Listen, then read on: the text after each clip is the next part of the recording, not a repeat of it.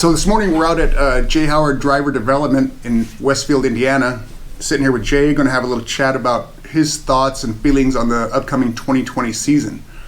So Jay, first off, you and the family all well, safe and healthy? Yeah, all good. Yeah. All Awesome, good, awesome, yeah. awesome. Us as well. Secondly, your thoughts on the season. What with the sudden cancellation of that St. Petersburg race, it must have been a pretty good sized scramble for the league to come up with a completion of the 2020 season. Yeah, obviously a little crazy times for sure, and especially being there in St. Pete where it's on off, and a lot of unknown even that early on. Since then, I think IndyCar's done a pretty good job just trying to get the entire season in, even if we're condensing it. Normally we have a busy year. Yeah. I told the boys, I said, enjoy your time off because it is going to be it's going to be condensed. It's going to be busy. So, but most importantly, we want to make sure that we get the entire year in, and it looks like we will. And St. Pete will be at the end of the year now. So they've rescheduled it. Yeah. Right. So forgive me, I don't know the exact date, but at the end of the year, finish up in St. Pete. So. Really excited to go back there because for me it's one of the best races on the calendar. No, it's a good event. In fact, that's the last time I saw you. We were coming back from the airport from the canceled event some 35 days ago or so. But so normally the season runs from early March through September. So are they looking at trying to keep that September end date, or maybe? Yeah, it'll be in October. Yeah, because I know a lot of times they don't like to run against the football season. Yeah. I know that's the way IndyCar does. So they like to be done before football starts, so we don't have that fighting for viewers. So we're definitely going to roll into October for sure. Yeah, right. But no worries. September, October. You think they'll still have all of the events? That was scheduled for 7 race weekends. Yes, I believe all the weekends will still have, even if, and obviously this is pretty fluid and changes on a daily basis, but if we had to cancel a certain event, like I kind of see Toronto might be an issue, with border control and all that. So if they can't do Toronto, for example, there's been talk of, well, let's take those 2 races and, basically put them on other events. So maybe Mid-Ohio or Portland or some of these other events, we just have an extra race, turn into triple headers instead of double headers.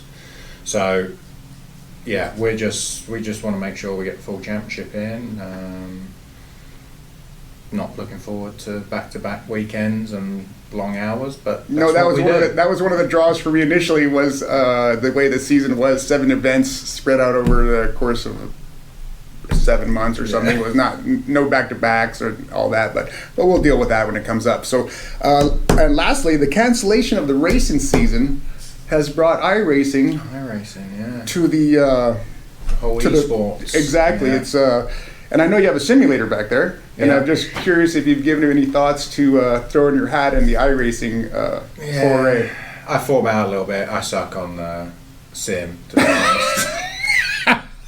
Compared to the boys, Kurt Busch ran with a stick shifter the other day. He had paddles. He ran with, Kyle, I guess, Kyle Busch, one of them ran with a stick shifter. But no thoughts of that, huh? So my take on the sim stuff is, for new guys, and when I say new guys, young kids coming in, want to get in cars.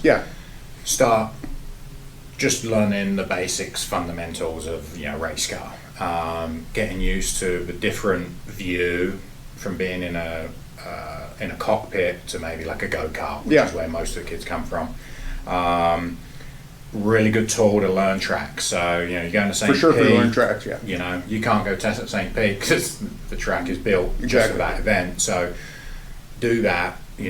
Get just a good idea of how the corners where are, you're going, and with them all being scanned now, pretty good even with like bumps and stuff like that. So there's a purpose there. But for me, what makes a fast driver, and we're talking about that last bit, it's all feel. Everything I've done for my whole life since I was 7 years old is feel, and that feel comes through my arse. Right. So Now when I sit in the sim, I have no feel, so the biggest challenge is braking. So where most drivers find their time is in the real thing is in the braking zones, compressing those braking zones, when to come off a brake, when to turn the wheel, all this timing stuff. Well, that's all perfected by feel. Right? So you hit the brakes, the car moves, you feel the car moving, you're bleeding off the brake, you're feeling everything in the braking zone, and you know when to turn the wheel because of feel. Yeah. I don't have that in the sim. Yeah. So I have no clue where I need to brake. I understand that. Yeah. Yeah. So that's the biggest challenge, and then no idea. Even like getting on power, you go in the corner, and in the real thing, you're feeling the car, and you go, your butt tells you go to power. Yeah.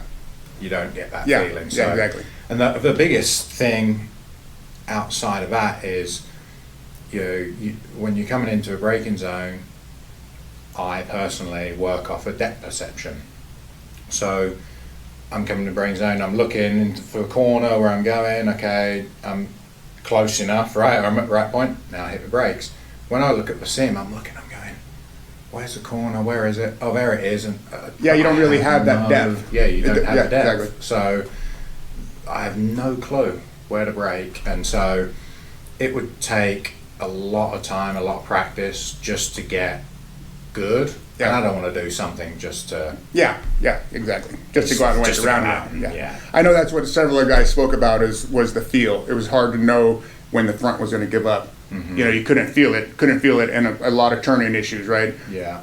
Speaking about the feel, I did see online the other night, I was searching in sim stuff, they have a bit that you strap to the seat, the center post of your seat, that plugs into the audio that transmits the vibration to your butt. So now you can feel the revs, right? It's actually bringing vibration to the seat through a big bass or whatever it is, or some kind of a driver under there. I thought that was pretty cool. But yeah, some of the rigs are amazing. I mean, it's how it is. I mean, they've been in many of them, right? So yeah, pretty amazing that they've taken to racing them on TV. Yeah, there's a big difference. Yeah, I was fortunate enough to use Honda's simulator down there in Brownsburg, whatever. Multi-million dollar unit that you climb up in, and it's feels pretty real. Yeah. Right. Then you look, and I laugh because I watch the IndyCar, Iracing, this thing was going on, and I was cracking up because Connor Daly's got his little play steering wheel sat on a desk. He's bolt upright like this, and it looks like he's driving a bus. And then those other guys, Will Power's got the $30,000 rig, Yeah, for sure. It's a big disparity in equipment for sure. And I'm not sure. I was talking to a friend of mine the other day who still works in big cars. They have guys at the shop figuring mileage. Oh, yeah. They have the engineers working just like they would on a real car, figuring pit stops and all the strategy and whatnot. Yeah, I'm glad you mentioned that, because that's I think one of the good things for the IndyCar guys doing this is at least you start, and especially for rookies, Scott Dixon probably doesn't care too much, but when you start looking at the rookies going through, hitting your fuel mileage, getting used to someone talking to you, that they haven't experienced that before, or even someone who's maybe only done one season, just getting used to that communication constantly, and just going through emotions of, the starts, yellow flags, whatever. Just them talking to you in your head, because usually you're just out there by yourself, not a lot of radio communication, and now you have somebody at the timing stand, relaying information to you ongoing through the event, actually. Well, you know what? It's great to talk to you today. Yeah. I'll see you at the airport. We'll see how this turns out. Oh, no, we've broken the social distancing rule. We'll both wash our hands after this. Y'all stay tuned. Peace. Have a good day.